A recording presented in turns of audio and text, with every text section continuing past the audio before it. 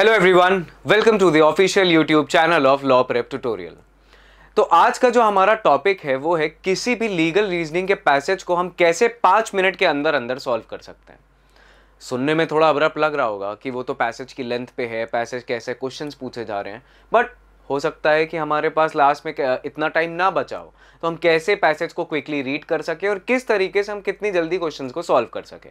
तो इसके लिए 4 स्टेप्स पे एक मेथडोलॉजी को फॉलो किया गया जिसके 4 स्टेप है मेजरली। वो सारी चीज़ें अगर हम कंटिन्यूसली फॉलो करते रहेंगे तो हमारा पैसेज 5 मिनट के अंदर अंदर होने लग जाएंगे। और वैसे भी इतने लेंदी पैसेजेस नहीं आते हैं कि हमको बहुत ज़्यादा टाइम लगे, तो उस चीज़ को देखते हुए ये 4 मेथड अगर आप फॉलो करोगे तो 5 मिनट के अंदर होने लग जाएगा। तो चलिए सबसे पहले स्टेप 1 देखते हैं कि हमें क्या करना है। तो स्टेप 1 है active reading and core comprehension. अब सबसे इंपॉर्टेंट ये है कि अगर आपको 5 मिनट के अंदर कोई भी लीगल रीजनिंग का पैसेज सॉल्व करना है तो उसके लिए आपकी 2 चीज़ें मजबूत होनी चाहिए। जैसे पहली चीज़ क्या है, आपका कॉम्प्रिहेंशन। आपका पैसेज को आप कायदे से कॉम्प्रिहेंड कर पाओ, समझ पाओ, सबसे इंपॉर्टेंट चीज़ तो वही है। उसके बाद दूसरी चीज़ इंपॉर्टेंट है कि आपकी रीडिंग स्पीड अच्छी हो और साथ साथ में उसी के साथ आप कॉम्प्रिहेंड भी कर पा रहे हो। तो ये दोनों चीज़ें फोकस के साथ अगर आप कर रहे हो तो आपको 5 मिनट से ज़्यादा लीगल रीजनिंग के पैसेज में नहीं लगेगा। अब क्या फॉलो करना हमें, focus on principle and facts only. अब आप जब भी पैसेज देखोगे ना तो उसमें बहुत सारी इररिलेवेंट इंफॉर्मेशंस भी दे रखी रहती हैं।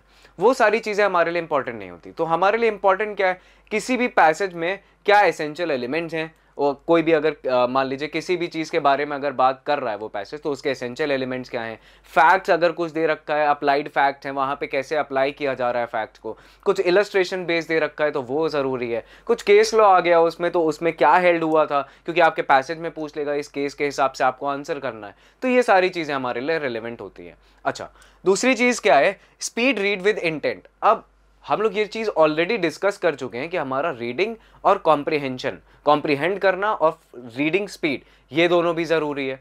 उसके बाद आता है आइडेंटिफाई द कंडीशंस। अब मैंने बहुत सारे बच्चों के मॉक देखे हैं तो क्या करते हैं, पूरे पैसेज को अंडरलाइन करते चले जाते हैं, जो कि सबसे गलत तरीका होता है। आप पूरे पैसेज को ही अंडरलाइन कर रहे हो तो आप इंपॉर्टेंट चीज़ों को कैसे रेफर कर सकते हो। हमें हाईलाइट क्या करना है, बेसिकली क्या एसेंशियल्स बात कर रहा है, जो हमने यहाँ पे पढ़ा ना, प्रिंसिपल, फैक्ट्स और इलस्ट्रेशन या कोई केस लॉ, हमें उनको हाईलाइट करना है। अब हम हर चीज़ हाईलाइट करते हुए चले जा रहे हैं तो वो चीज़ ज़रूरी थोड़ी है। अब कुछ लैटिन मैगज़ीन हमने उसको हाईलाइट कर लिया, कुछ एक एसेंशियल एलिमेंट्स बताया जा रहा है किसी के तो उसको हाईलाइट कर लिया, कुछ इलस्ट्रेशन, कुछ अप्लाइड फैक्ट्स के बारे में बताया गया तो उसको हाईलाइट करना है, उसके बाद कुछ केस में कुछ हेल्ड हुआ था तो वो हाईलाइट करना है। That's it. हम पूरा पैसेज कभी भी हाईलाइट नहीं करेंगे। चलिए moving on to the next step which is isolate issues and rules. तो पहला पॉइंट है हमारा पिन पॉइंट दी कॉन्फ्लिक्ट। अब आपके जैसे ही पैसेज में आएगा कुछ भी तो उसमें जरूर होगा कि कुछ कॉन्फ्लिक्शन होगा लॉज के साथ या फिर अलाइनमेंट होगी लॉज के साथ, तो ये चीज हमें पिन पॉइंट करनी है और स्पेसिफिकली एक पोर्शन ऑफ पैसेज से ही आपको वो जो पैसेज का क्वेश्चन होगा ना वो पूछा जाता है और हमें सिर्फ उसी पे स्टिक रहना है। और जैसे ही हम पैसेज को कॉम्प्रिहेंड कर लेंगे अच्छे से तो हमें जब क्वेश्चन पढ़ेंगे ना तो समझ में आ जाएगा कहाँ से वो पूछा गया है, तो हमारे लिए वो ईजी हो जाएगा। सेकेंड स्टेप क्या है हमारा, रिकॉग्नाइज द गिवन लॉ। अब आपने एसेंशियल एलिमेंट्स पढ़ लिए, एसेंशियल एलिमेंट्स जो दिए होंगे वही सारी चीज़ें हमें अप्लाई करनी है जो हमें पैसेज में पैसेज के बाद जो हमें क्वेश्चन दिया है, वो जो फैक्ट्स दिए रहेंगे ना क्वेश्चंस में, हमें वही सारे एसेंशियल एलिमेंट्स को अप्लाई करना है। अगर वो सारे एसेंशियल एलिमेंट्स फुलफिल हो रहे होंगे तो ठीक है, नहीं हो रहे होंगे तो आंसर हम उसी तरीके से मार्क करेंगे। फिर थर्ड क्या है हमारा, एप्लीकेशन ओवर नॉलेज। अच्छा, कोई भी आप लीगल रीजनिंग का पैसेज सॉल्व कर रहे हो ना तो आपके मन में क्वेश्चन आना चाहिए हाँ या ना में, कि अगर ऐसा हुआ तो क्या लाइबिलिटी होगी या ऐसा अगर हुआ तो क्या लाइबिलिटी नहीं होगी। तो वो चीज़ कैसे आइडेंटिफाई होगी, आप जब जो पैसेज में एसेंशियल एलिमेंट्स दिए जब उसको अप्लाई कर लोगे उसमें आपको समझ में आ जाएगा कि अच्छा सारे एसेंशियल फुलफिल हुए हैं तो लाइबल होगा, अगर एक भी एसेंशियल एलिमेंट बच गया है तो वहां पर लाइबल नहीं होगा। Moving on to the next which is analyse facts against the rule. अब कंपेयर फैक्ट्स एंड रूल, ये हमारा पहला क्राइटेरिया। क्या कह रहा है, match each crucial fact with the elements of the legal rule point by point. अब जैसे लेट सपोज हम लोग थेफ्ट को लेते हैं, क्रिमिनल लॉ में थेफ्ट एक आपका पोर्शन में थेफ्ट एक टॉपिक है। अब थेफ्ट के एसेंशियल एलिमेंट्स क्या है हमारे लिए, डिसऑनेस्ट इंटेंशन होनी चाहिए, रॉन्गफुल मतलब जो मूवेबल प्रॉपर्टी है वो सामने वाले की पोजीशन से आप उसको मूव करो, ये चीज़ होनी चाहिए, विदाउट हिज कंसेंट होना चाहिए। तो आपके पास अगर कोई भी पैसेज में क्वेश्चन आ रहा है तो आप देखिए, अगर डिसऑनेस्ट इंटेंशन मिसिंग है that means it is not liable for theft. तो हमें ये आइडेंटिफाई करना कितना आसान हो गया कि आंसर येस में आना चाहिए कि लायबल होगा या नो में आना चाहिए।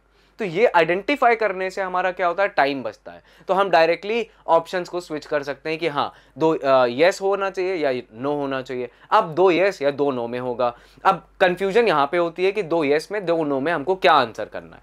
तो हमेशा याद रखिए, आपके पैसेज के साथ जो लीगल रीजनिंग अलाइन कर रही होगी ना और क्वेश्चन को, वो हमारा आंसर हमेशा होगा। जैसे अब मान लीजिए अगर ए पर्सन है, मानते हैं, एक एग्जांपल लेते हैं, ए जो है उसका बच्चा बहुत बीमार रहता है। अब 10 दिन से उसने कुछ खाया नहीं, वो एक कन्फेक्शनरी स्टोर गया, वहां से ब्रेड लिया, ब्रेड लेने जा रहा था लेकिन उसके पास पैसे नहीं थे।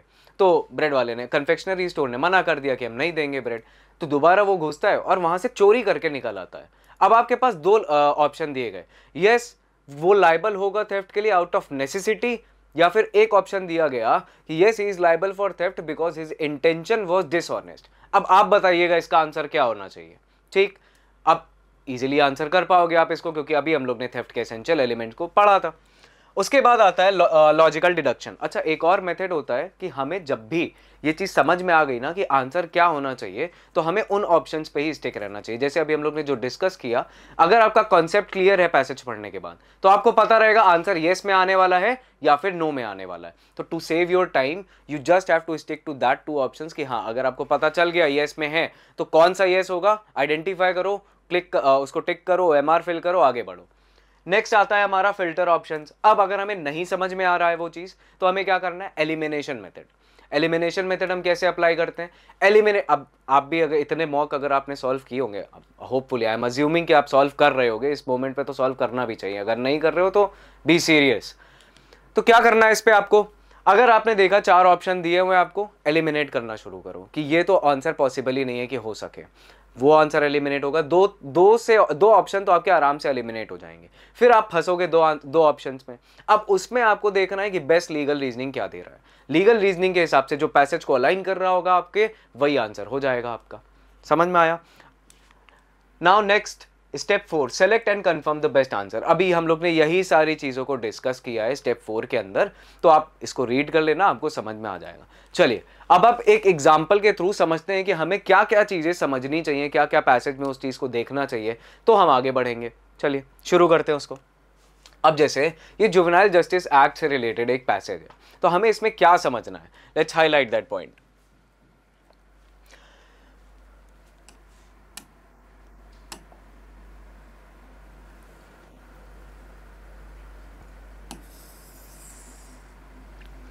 ये क्या बोल रहा है, the juvenile justice act 2015 provide for career protection, treatment, development and rehabilitation of children in conflict with law and children in need. अब ये देखिए, अब ये सारी चीजें जो यहां से लेके यहां तक आपकी दी हुई है, इसमें कुछ भी ऐसी रेलेवेंट इंफॉर्मेशन नहीं है जिसको हमको स्टिक करना पड़ेगा क्वेश्चन से, मतलब कुछ आइडेंटिफाई करना पड़ेगा। तो हम इसको स्किप कर सकते हैं कि इसमें इतना ध्यान नहीं देंगे। आगे देखते हैं क्या कह रहा है। अब यहां से हमारी चीजें शुरू हो रही है, क्या क्यों, क्योंकि यहां पे चाइल्ड की डेफिनेशन दे रहा है। क्या सेक्शन 2 के 12 में चाइल्ड को डिफाइन किया गया है जो कि कंप्लीट नहीं किया होगा 18 ईयर्स ऑफ एज। तो यहां पे हमको एक चीज पता चल गई कि अच्छा, चाइल्ड कौन होगा, जो 18 साल से कम उम्र का होगा। उसके बाद how ever the act introduce a significant change bye permitting section 15। अब सेक्शन 15 एक और लॉ आ गया, हमको इसको हाईलाइट करना है। ये क्या बोलता है कि अगर कोई भी जुवेनाइल है जो 16 से 18 साल का है और उसने कोई ऐसा ऑफेंस कमिट किया जो कि हीनियस, अब ये हमको हाईलाइट करना है, कैसा ऑफेंस, हीनियस ऑफेंस, कितने साल का, 16 से 18 साल का, उसको हम कैसे मानेंगे, अडल्ट की तरह ट्रीट करेंगे। तो ये सारी चीजें हमने कर ली। अच्छा, उसके लिए करना क्या पड़ेगा हमें, तो उसके लिए हमें करना पड़ेगा प्रिलिमिनरी असेसमेंट।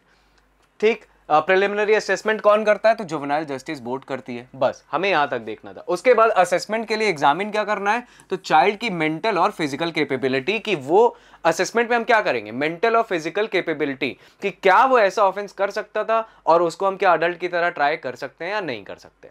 अच्छा, moving on to the next. उसके बाद क्या कह रहा है, for pity and serious offence. किस ऑफेंस के लिए, पिटी और सीरियस ऑफेंस के लिए जो भी चिल्ड्रन 18 साल से कम के होंगे उनको सिर्फ जुवेनाइल जस्टिस एक्ट के थ्रू ही किया जाएगा, उनको एज एन अडल्ट ट्राई नहीं किया जाएगा। अच्छा, 16 से 18 की बात हो गई, यहाँ पे 18 से छोटे की बात हो रही है।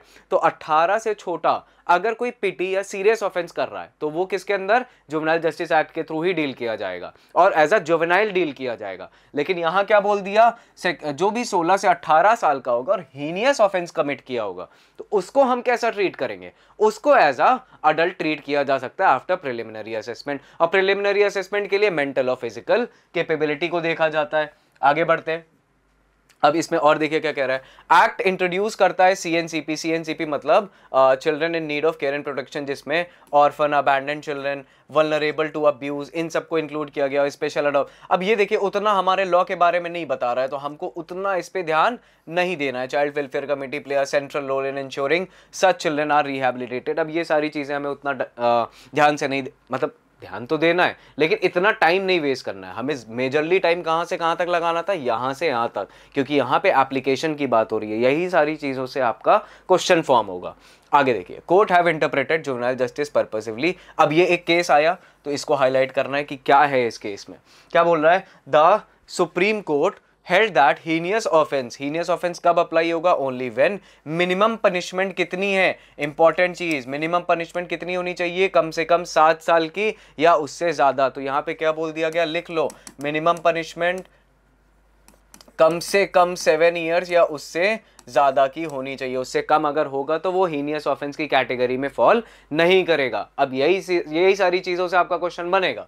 आगे देखो, if the offense prescribe no minimum sentence but the maximum exceeds 7 year it falls outside the heinous category। अच्छा, ये क्या बोल रहा है, अगर कोई भी ऑफेंस है जिसने कोई मिनिमम सेंटेंस तय नहीं किया लेकिन मैक्सिमम बता दिया कि 7 साल से ज्यादा होगा, मतलब मिनिमम सेंटेंस नहीं बता रहा है कि 7 साल भी हो सकता है, उससे कम भी हो सकता है ना मिनिमम तो, लेकिन क्या बोल रहा है, मैक्सिमम जो है वो 7 साल से ज्यादा है, तो उसको हम किस कैटेगरी में काउंट कर रहे हैं, हीनियस ऑफेंस की कैटेगरी में काउंट नहीं करेंगे। अब यहां पे कंफ्यूजिंग क्वेश्चन आएगा, यहां पे कंफ्यूजिंग क्वेश्चन आएगा क्योंकि ये आपसे बोल रहा है इंटरप्रेट करने को।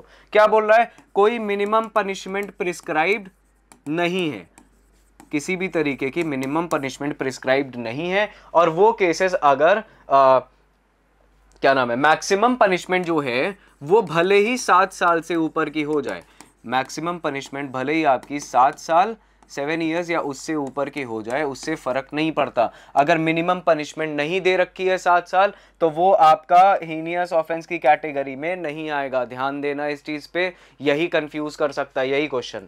ठीक, आगे क्या है, that act has face criticism for its. अब देखो ये फालतू की बात कर रहा है, as time 16 to 18 year old as adult में कॉन्फ्लिक्ट द रिहैबिलिटेटिव ऑब्जेक्टिव। अब ये हमारे लिए उतना इंपॉर्टेंट नहीं है, तो हमें यहाँ पे आइडेंटिफाई कर लिया गया, एक ये सबसे बड़ा पैसेज या ये पैराग्राफ हमारे लिए इंपॉर्टेंट हुआ, उसके बाद ये केस वाला इंपॉर्टेंट हुआ। अब इन्हीं से मेजरली जो क्वेश्चन बने होंगे आपके, इन्हीं से बनेंगे। चलिए उसको डिस्कस कर लेते हैं।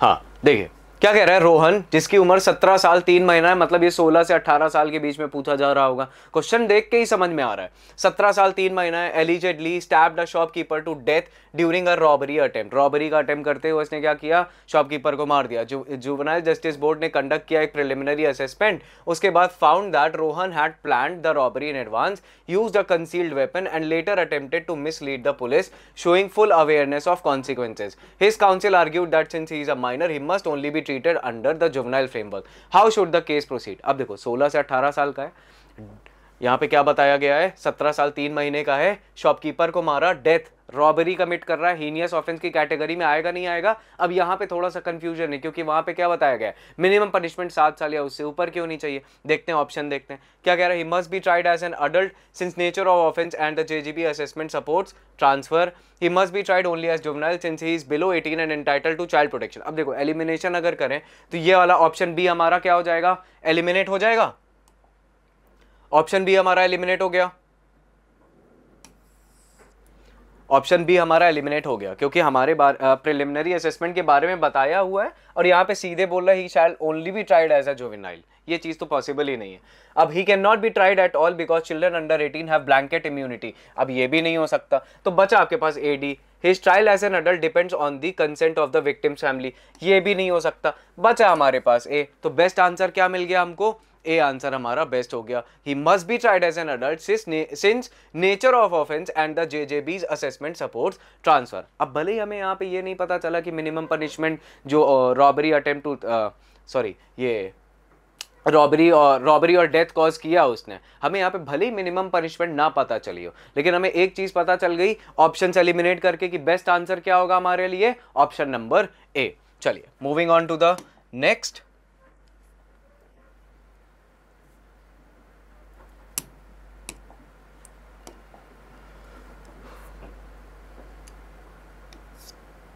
हाँ देखो क्या कह रहा है सेकंड क्वेश्चन। अनीता जिसकी उम्र कितना है 15 साल 9 महीना, 15 साल 9 महीना है तो मतलब 16 से 18 की कैटेगरी में फॉल नहीं करने वाली, तो यहाँ पे इसको अडल्ट की तरह हम ट्राई नहीं करेंगे। यहाँ से ये चीज ऑलरेडी क्लियर हो जाती है। आगे देखो, is caught shoplifting jewelry worth 1 lakh rupees from a departmental store. The prosecution pointing to the value of the theft and rising juvenile crime. Petitions the JGB to transfer her case to an adult court. The defense object citing her age. Can the prosecution succeed? क्या यहाँ पे prosecution succeed हो पाएगा? 15 साल 9 महीना उसकी उम्र है और प्रिलिमिनरी असेसमेंट सिर्फ 16 से 18 साल तक के बच्चों का हो सकता है, और वो भी हीनियस ऑफेंस के लिए हो सकता है। तो ये सारी चीजें हमें क्लियर है। तो क्या यहाँ पे हम अनीता को ट्राई कर सकते हैं एज एन अडल्ट? तो आंसर है हमारा नहीं। अब देखते हैं आंसर क्या हो सकता है। तो ऑप्शन नंबर ए क्या कह रहा है हमारा, no because she is under 16 and can only be treated as a children in conflict with law. यहाँ पे देखो ए हमारा बताया, ठीक है, हमको ये सही लग रहा है। यस बी क्या कह रहा है, yes because a theft involve substantial value. तो यस तो हमारा आंसर हो ही नहीं सकता। तो दोनों यस एलिमिनेट हो गए क्योंकि भाई 15 साल 9 महीने की है। ठीक, अब कितना इजी हो गया इसको आइडेंटिफाई करना। देखो आपका दोनों यस एलिमिनेट हुआ, कितना हार्डली आपको मुश्किल से आप अगर अकेले पढ़ोगे ना इसको 30 सेकंड के अंदर अंदर हो जाएगा। हाँ, अब कोई ये मत कमेंट करना कि सर आप तो 10 मिनट कर रहे हो, हम लोग एक्सप्लेन कर रहे हैं। समझ में आया? तो यहाँ पे हमारे पास ए बचा और डी बचा। तो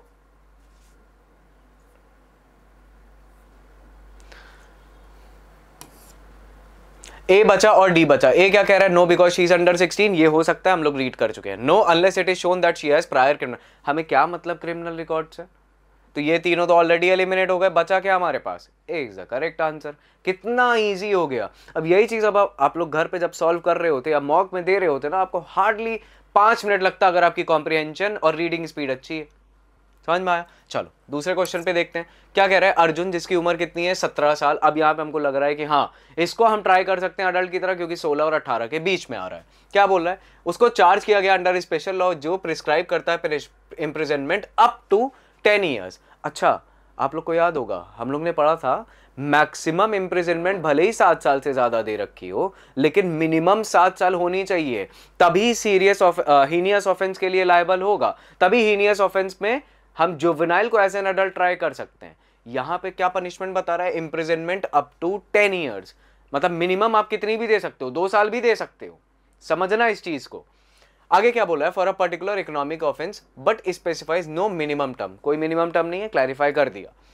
the prosecution are use this falls in the क्या हीनियस कैटेगरी के फॉल में हीनियस ऑफेंस की कैटेगरी में फॉल करने वाला है। आपको पहले ही सही आंसर पता है? नहीं, वही हमारा आंसर हो जाएगा। चलिए, enabling his tries as an adult, Arjun's lawyer counters that under supreme court precedent this should not be considered heinous which is the correct position. हमें भी पता है नहीं है हीनियस ऑफेंस, तो आंसर क्या होगा हमारा, हीनियस ऑफेंस नहीं होगा। The prosecution is correct because maximum punishment exceeding 7 years qualifies as a heinous. नहीं हो सकता।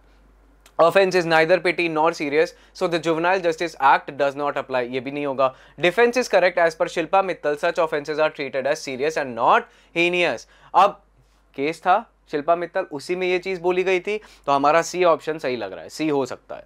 आगे डी भी देखते हैं। The prosecution is correct because legislative intent behind a 10 year sentence shows it's severity. ये तो हमें कहीं बताया ही नहीं गया पैसेज में, तो हमारे पास ऑप्शन क्या बचा, ऑप्शन नंबर सी। सी हमारे लिए सबसे करेक्ट आंसर होगा। ठीक, आगे बढ़ते हैं। हाँ, क्या बोल रहा है, मीना जिसकी उम्र कितनी है 14 साल की, ऑर्फन है। तो ऑब्वियस सी बात है यहाँ पे हम किसको क्या नाम है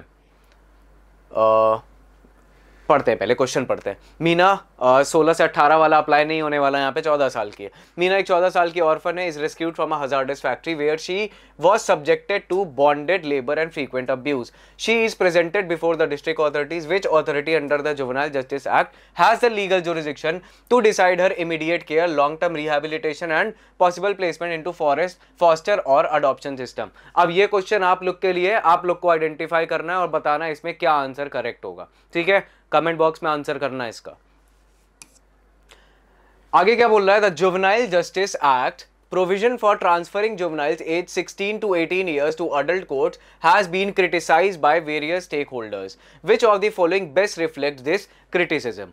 अब पूरा पैसेज आपने पढ़ा है, किस तरीके से हम इसको क्रिटिसाइज कर सकते हैं। लास्ट की 3 लाइन हम लोग को याद होगी, जिसको हम लोग स्किप कर रहे थे, लेकिन वहां से क्वेश्चन पूछा जा रहा है, तो आप दोबारा चले जाएंगे। 3 लाइन पढ़ना है, हार्डली 30 सेकेंड्स लगेगा, उसको एनालाइज करने के बाद हमें आंसर करना, और इसका आंसर भी आप लोग कमेंट बॉक्स में नीचे देने वाले हो, ठीक है?